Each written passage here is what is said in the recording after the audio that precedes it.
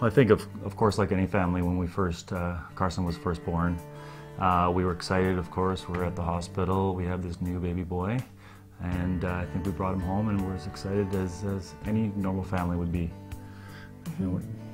Oh, and he was calm and fun and really social, and yeah, we really just enjoyed him and watched him grow. And yeah, I think we had all the expectations every new family has. You know, we have a new baby boy, and we wanted everything for him, and we're looking forward to the bright future he had. I think one of the first things that we noticed about our son Carson that led us to start asking questions was the way that he moved his body. He moved his body, he was very excited. He used to look at fans, and it was cute, and he would wave his little hands, and he would attract attention because it was just so cute, and anywhere that we would go, he would find a fan and his little hands would move.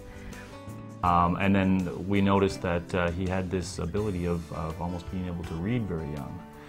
We were surprised, and also felt that maybe we had a gifted child on our hands. We didn't know what to do with it, and we asked ourselves the question of, wow, is anyone else's child doing this?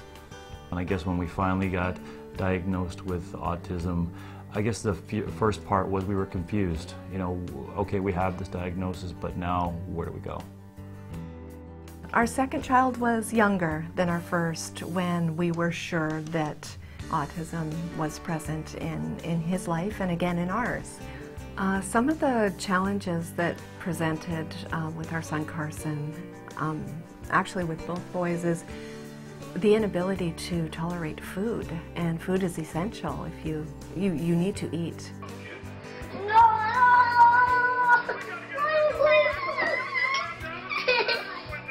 No. Okay, try again. You do it. How do you want to do it? No.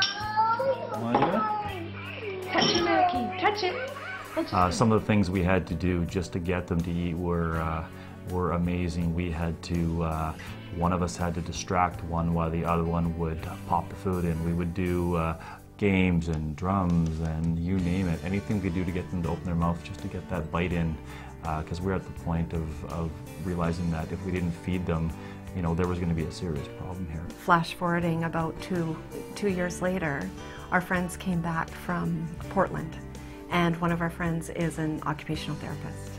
And I told her what concerns I was having with Carson, and she said, there is this amazing place that I did my practicum. It's called REACH. Go there. They have a preschool. They have everything. They'll give you the answers that you need.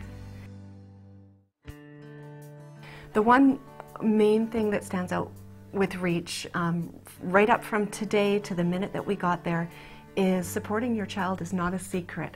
It's not something that is held only to professionals. It is something that is shared with the family. It's so inclusive that the amount of support that my children received, I received equal amount. I was taught how to help them at home, and it never felt like a secret, so it progressed so much quicker. It is a family. It is a family that speaks your language.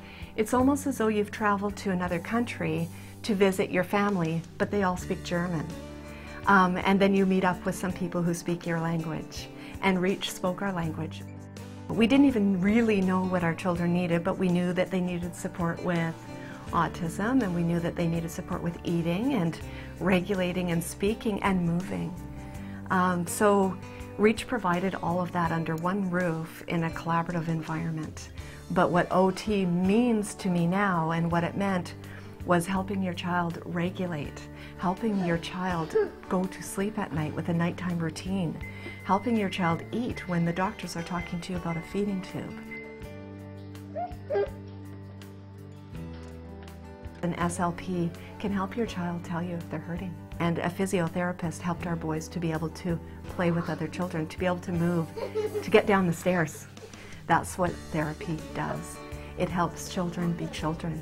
It helps them eat and sleep. It helps with what is required to be a child and to live, and live happily, really happily. For the future, I think that something that we have accepted is that there are going to be challenges. But a positive environment and what REACH has taught me has also sort of rubbed off on the children, and they take those challenges as something that makes them stronger. I think it's, there's a lot of possibilities for the future.